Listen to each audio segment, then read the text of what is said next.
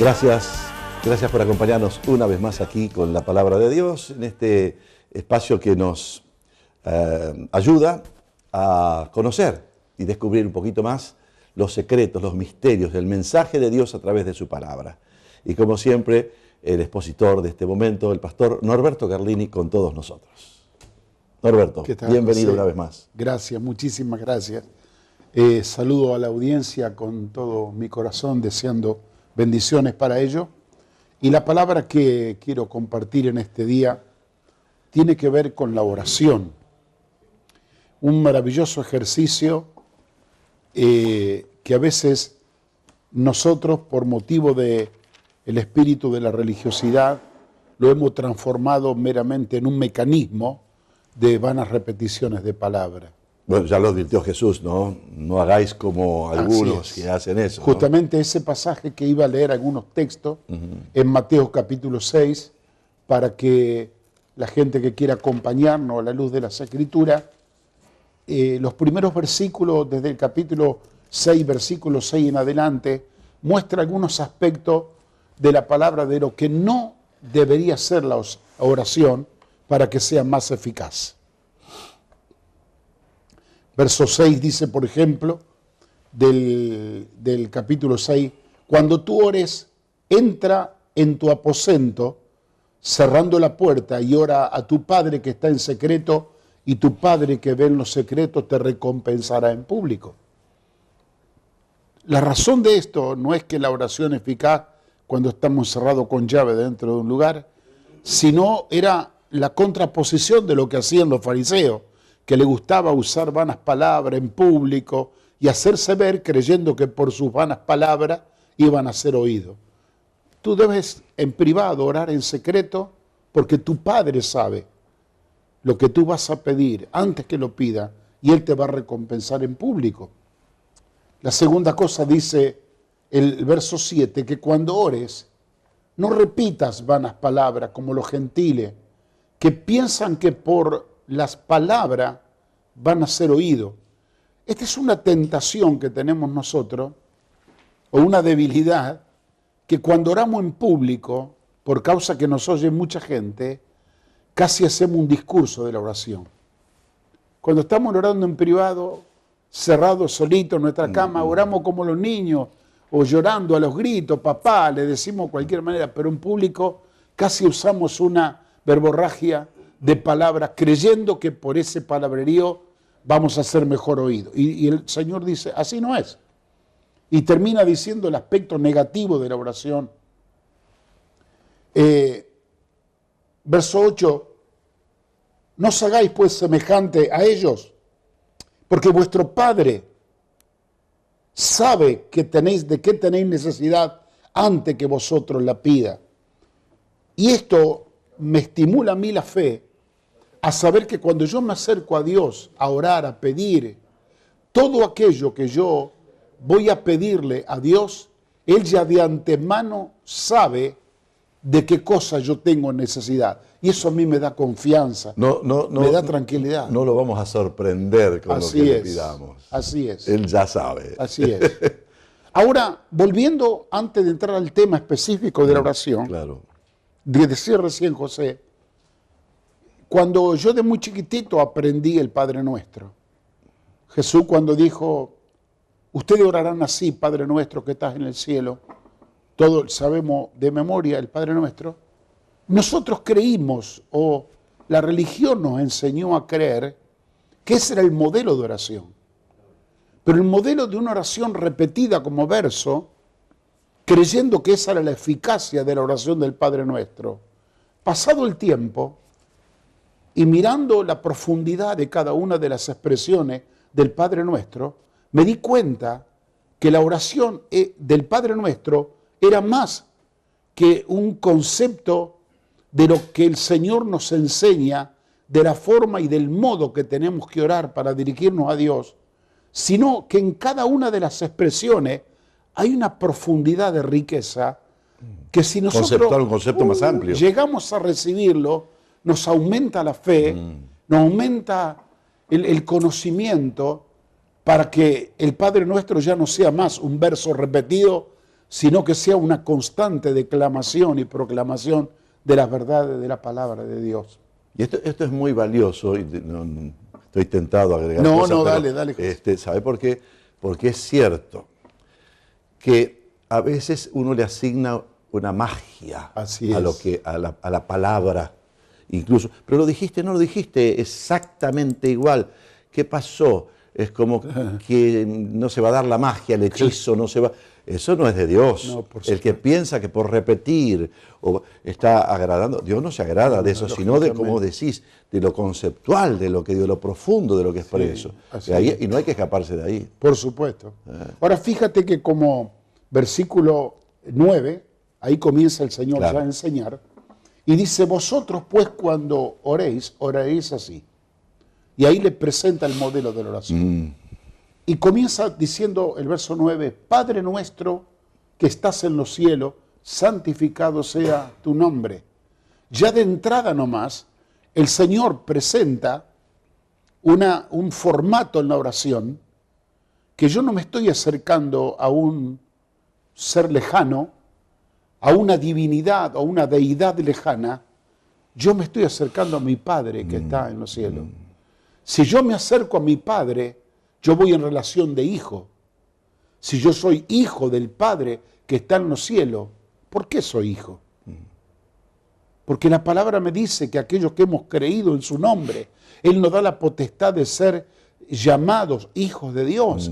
Y si yo soy un hijo de Dios, también soy un heredero y soy un coheredero juntamente con Cristo.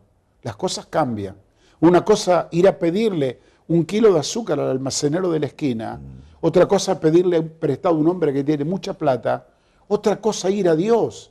Pero no como una divinidad lejana para ver si en su gran misericordia me puede suplir una gracia. Voy a Él como mi Padre.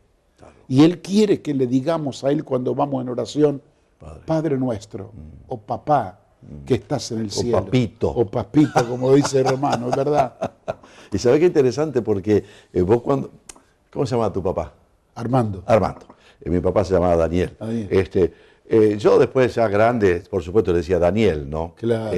Pero casi respetuosamente ya. Sí, sí, Pero siempre era papá. Papá. Papá. Y yo no me equivoco, no sabía cuando decía papá, que no me refería a un tío, un hermano de él, por ejemplo, así es. que tenía 12 hermanos, o algunos menos varones, que 12 en total. Al tío le puede decir al tío José o a la tía María, qué sé yo. Claro. Pero papá no se confunde con nadie. es verdad. El papá no se confunde con nadie. Sí. Y este papá, nuestro papito, Sabe. no se confunde con nadie. Fíjate la diferencia, José, en la oración. Una cosa que yo vaya en mi necesidad a pedir un crédito al banco y me ayuda, voy a pedir a un amigo algo prestado y me presta por la amistad, o voy a pedir a un pariente. Y otra cosa, ir a pedirle a nuestro Padre, que está en el cielo, que la Biblia dice que Él es dueño de todo, que Él nos ha heredado en Cristo y que antes que nosotros le pidamos, Él conoce nuestra necesidad.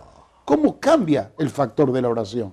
Entonces me tiene que dar a mí confianza que cuando yo me acerco a Dios para orar, cualquiera sea tu necesidad, tenemos que confiar y creer que ya de antemano el Señor se está sonriendo porque ya sabe lo que le vamos a pedir.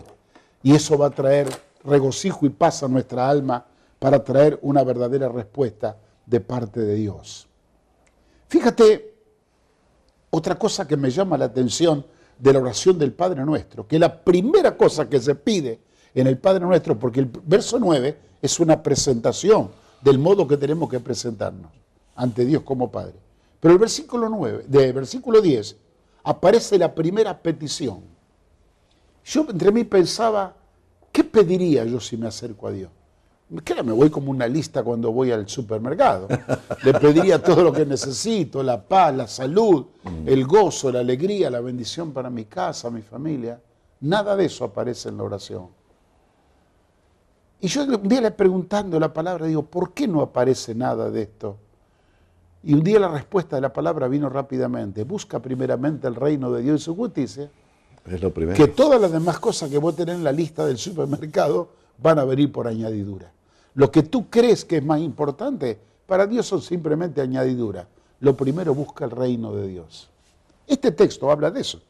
Verso 10, la primera petición que aparece cuando el Señor nos enseña a orar: venga tu reino y hágase tu voluntad, como se hace en el cielo, así también aquí en la tierra.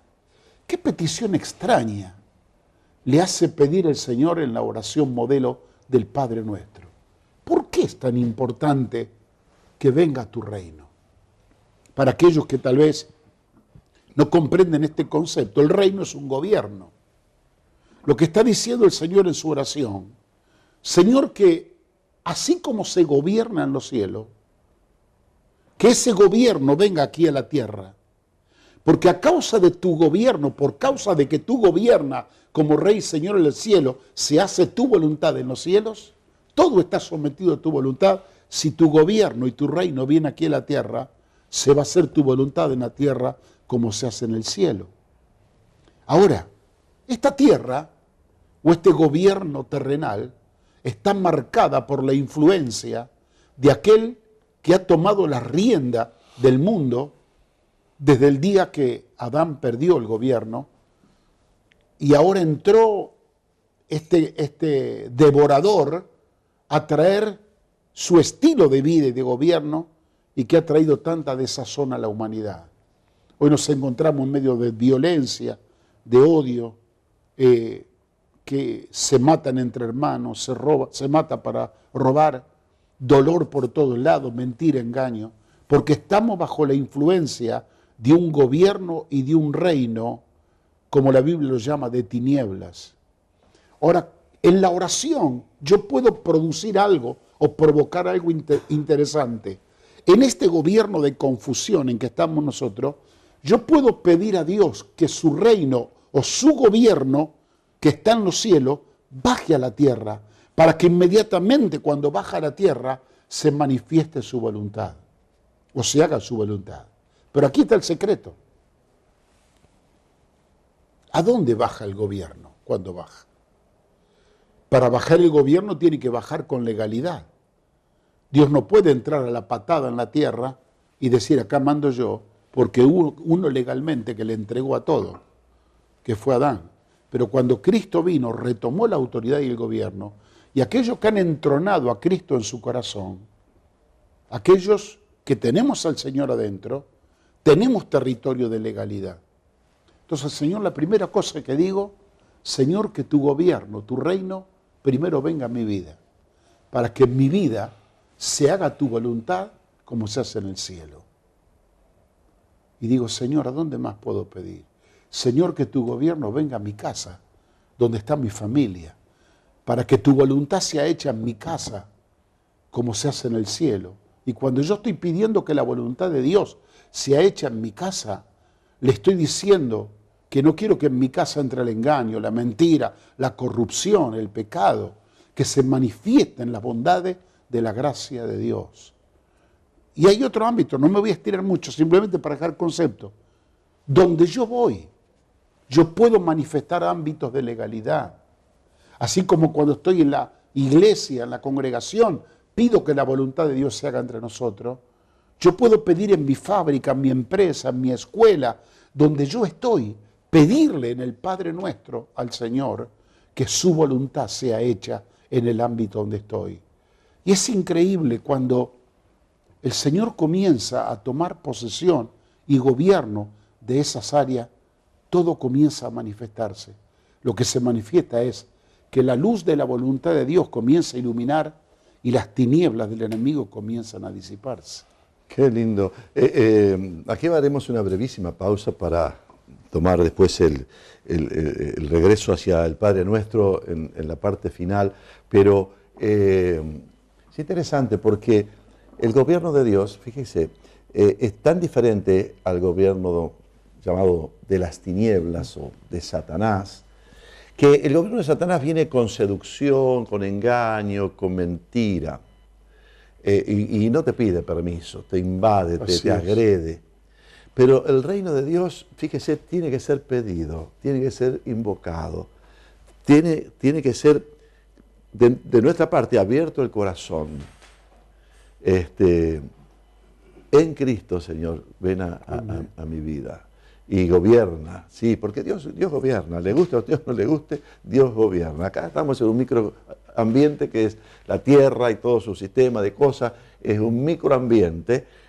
Sería más largo, no es el tema del pastor Carlini, pero alguien ha invadido, ha usurpado ese gobierno que le pertenecía a Dios. Cristo vino a traer la legalidad del gobierno del Padre. Ahora, ¿qué hacemos los creyentes?